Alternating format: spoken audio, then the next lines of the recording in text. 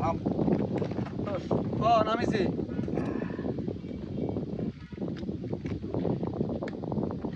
বস, এই নিরিবিলি নির্জনে আপনি গাড়ি ঠেকালেন, বিষয়টা বুঝলাম না তো। শোন, আমি যতবার কোর্টের থেকে মোটা অঙ্কের টাকা মারি, ঠিক এই বাতাসে এসে আমার মনটা শান্ত। আসলে স্যার কি যে বলবো, আপনি হচ্ছে আপনার বাপের বেজারত সন্তান।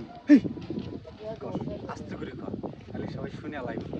এই যে এই যে এই যে এই লোকটার যে জায়গা জমির কাগজ দলিল কাগজ, এটি যে আবার আরেকজনের নামে আপনি যে বেআইনি করে দিয়ে আসলেন, এটা কি আপনি ঠিক কাজ করলেন?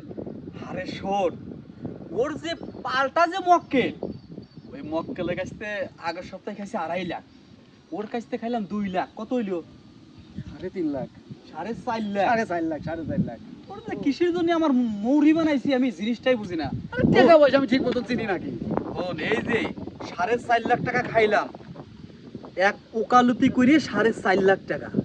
যতদিন পর্যন্ত ওর বিষয় সম্পত্তি না বেচামু, ততদিন পর্যন্ত তো মনে কর আমার শান্তি হবে না। এই এক পাহি জমির জন্যে ওর 10 বিঘে সম্পত্তি বিক্রি করা।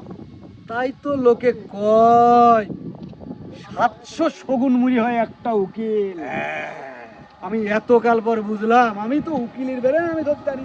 শোন, উকিলের পেঁয়াজ থাকে কোনে জানো? মানে উকিলের পেঁয়াজ থাকে এই হাঁটুতি, মাথায় থাকে না। বুঝছস কি? শোন আমি কই, এই যে আমার বাপে আমারে যে পড়ালেখা শিখে যে উকিল বানাইছে, এমনি এমনি তো বানাই নাই। আচ্ছা বস, আমার আর একটা কথা খটকা লাগে। জব্বার আর রহিম মারামারি করলে আপনি রহিমে কোসে বুদ্ধি দিলেন, জব্বারে কোসে একই বুদ্ধি দিলেন। ওরে, এই যে দুইজনের যে এক বুদ্ধি দিছি না, এখন মনে কর যে কোটি এসে ও টাকা দিবে আমার, ও টাকা দিবে আমার, মাঝখানতে সমস্যা তো সলভ করবোই না। আর ওই ঝামেলা যতদিন বাধায় রাখবো, ঠিক ততদিন মনে কর যে আমার পকেট ভরবে। তাই চিন্তা ভাবনা আমি করতেছি। এই, ওই মামলা তো আমি 1 কোটি মনে কর খারিজ করে দেওয়ার পারি, কিন্তু খারিজ করলে কি আমার পকেট ভরবে নি? পকেট মনে কর, পকেটের টাকা দিয়ে আমার বউ বাচ্চার গয়না বানাবো, কি ভাবছো তুমি? তাহলে কামটা ঠিক করি নেই। ঠিক মানে আমি তো আপনার মৌরি হয়ে আমি ধন্য। আমারও মাথায় এখন খেলা শুরু করেছে। দেখছি কিভাবে শয়তানি বুদ্ধি চাইলে টাকা কামাই করতে হয়। ভাই, হ্যাঁ, তাহলে আমি যদি বাহ বন্ধু বাহ, কি রে আরিফ, তুই এই সময় এই ফাঁকা জায়গায় তুই আমার ছাইরে দে। কে বলতে? আমার শরীরে ধরিস না। কে বন্ধু? তোর শরীর পুরাটা যা শুনলাম, এর 2.5 লাখ, ওর 2 লাখ, রহিম আর করিমের বুদ্ধি একরকম। দোস্ত, আমার শরীর ধরিস না। আমার শরীর ধরলে এই ঘুষ আর সুদের টাকা দিয়ে আমার শরীর অপবিত্র হয়ে যাবো। বন্ধু তুই এটা কি কইতেছস? আসলে তুই যা শুনছস ভুল শুনছস। ওই আমি আর আমার মৌরি তাই একটু আলাপ করতেছিলাম অন্য বিষয় নিয়ে। আর তুই যা শুনছস সব সব ভুল করছিস। আমি যা শুনছি, এটা তো ফাঁকা রাস্তা। ফাঁকা রাস্তায় তো মানুষ গোপন কথাই কয় না। আমি তো ঢাকা থেকে ওই যে গাড়িতে নামছি, একটু গাড়িতে বাসায় যেতেছি। তোরা যে এই যে তুই অট্টালিকা বানাইছস, এই অট্টালিকা কি এই যে এইসব টাকা খাইয়ে বানাইছস? আরে হ বন্ধু, তুই তো জানোস বাপে যখন আমারে উকিল বানাইছে তখন তো মনে কর যে বাপের মেলা টিয়া পয়সা নষ্ট হয়েছে। তাই ভাবতাছি বাপের এই টিয়াগুলো কেমন করে তুলবো। তাই আর কি। দোস্ত, দোস্ত ভাই, টাকা ইনকাম না করলে তো ঘরের বউ দেখতে পারে না। ও দেখতে পারা ঠিক আছে, তোর মনে কিন্তু শান্তি নাই, তোর গরম সব শান্তি নাই। দেখ, আমি গার্মেন্টে চাকরি করি, মাসে 10,000 টাকা বেতন পাই, আমার ঘরটা কত সুন্দর, আমি বউ বাচ্চা নিয়ে খুবই ভালো আছি। দোস্ত, তুই আর এই ঘুষ খাইছ, মানুষের এরকম আর অর্থ নষ্ট করিস না।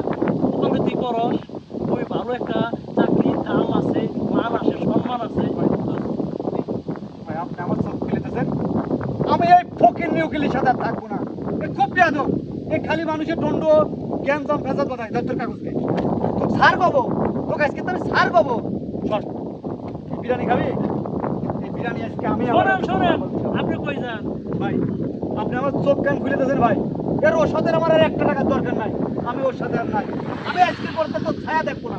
তুই উকিল, তোর মতো বেইমান উকিল, তোর মতো জারত উকিল। এটা স্যাপ স্যাপ ফেলে গেলাম। তোর ছায়া আর আমি জীবনে পারাবো না, বুঝতে পারছি? থাক, এলিগিরি কর। দেখ, সে তোর থু ফেলায় চলে যায়। দোস্ত, ভালো হয়ে যা দোস্ত, আর মানুষের অর্থ ধ্বংস করিস না। বন্ধু, সত্যি তুই আর মৌরি আমার চোখ ফেলে দিছিস। এর আজকের পর থেকে কোনো শয়তানি বুদ্ধি চালবো না।